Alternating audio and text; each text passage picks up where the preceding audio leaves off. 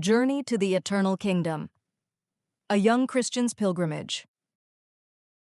Chapter 16. The Hill of Privation. Can it be conquered? Kingsley found the pathway up the hill of hardship very tedious indeed. Every difficulty you could imagine on a hill, this hill had it.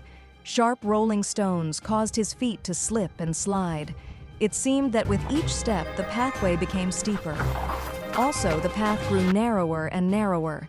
Soon he could see over one side, and it was a long way down if his foot were to slip on one of those rolling stones close to the edge. So he tried his best to stay closer to the other side, except that side was boggy.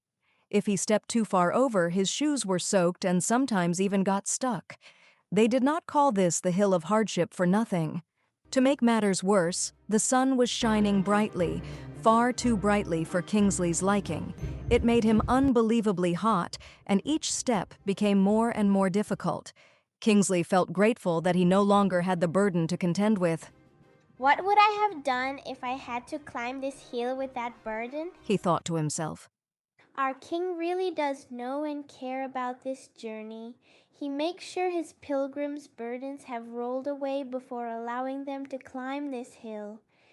After a while, just when he thought he could go no further, the pathway began to widen, and the rocks and stones were not so sharp. He was relieved and determined to push on, for he did not want to be caught on this hill in the afternoon or close to evening. He stopped to catch his breath. Even though the path was smoother, it was still hard going. Looking back, he felt a little dizzy, and was sure it was from the heat and the height. Looking ahead and further along the path, he noticed something jutting out that looked like the top of a roof.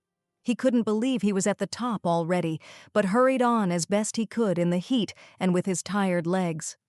Oh, joy of joys, the thoughtful king! Oh my, he built a shelter for his weary travelers. This is why I serve him. Kingsley muttered to himself as he sat down, happy to take the load off his tired legs. It was cool and quiet, with a water fountain not far off to the side. The water was cool and refreshing for his parched throat. He soaked his head, then went and sat back down.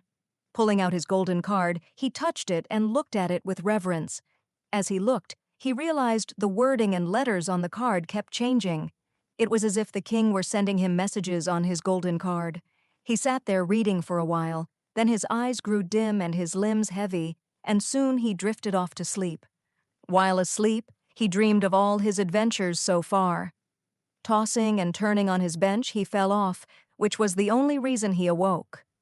To his dismay, it was well past midday and entering late afternoon.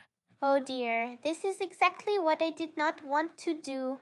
While he slept, his card had fallen out of his hands, and because he was in a hurry to make up the time he had lost, he got up and started on his journey again, completely agitated with himself for all the daylight and time he had slept away.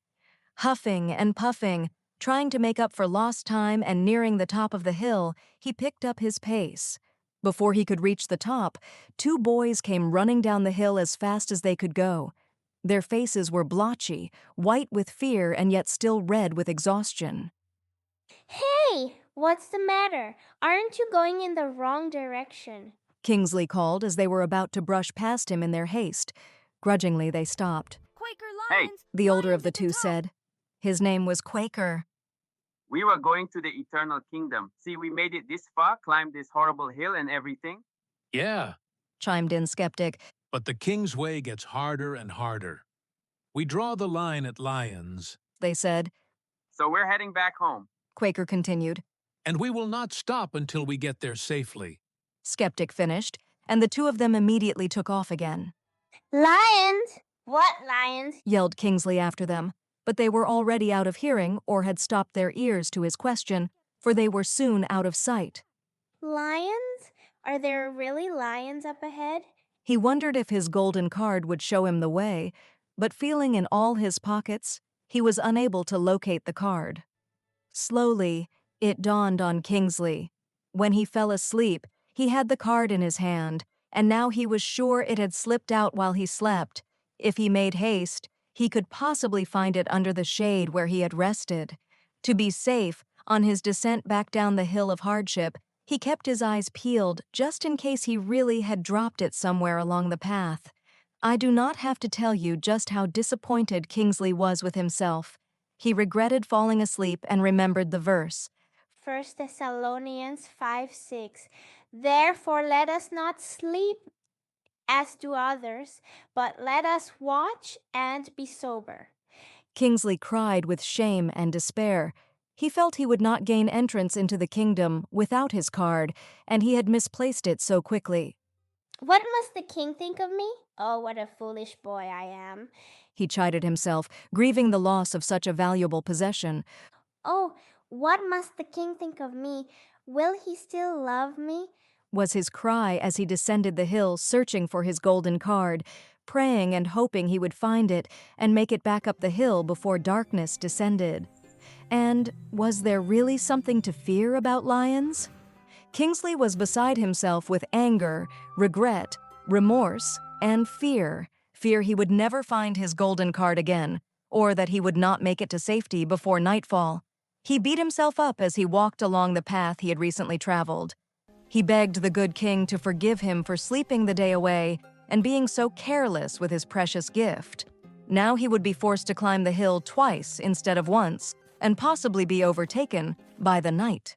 By the time Kingsley made it back to the shelter, he was in a state of mental anguish. So you can imagine his happiness and relief when, against all hope, he found his card under the shelter where he had fallen asleep.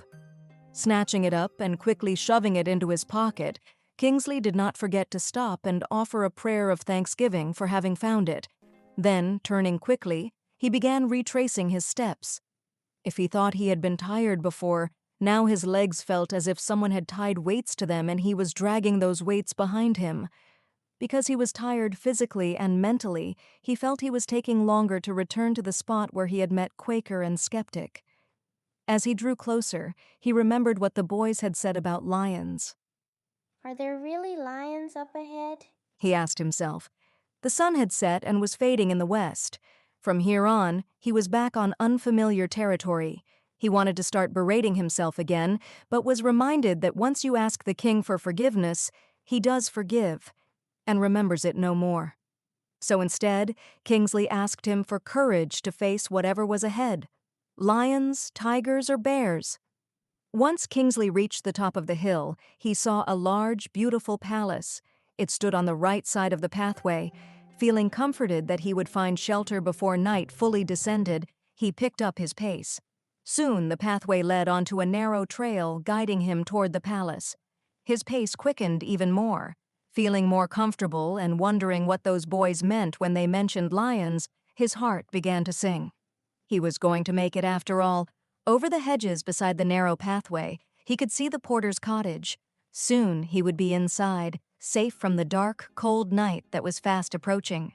But no sooner had those hopeful thoughts filled his mind than he came to an abrupt halt.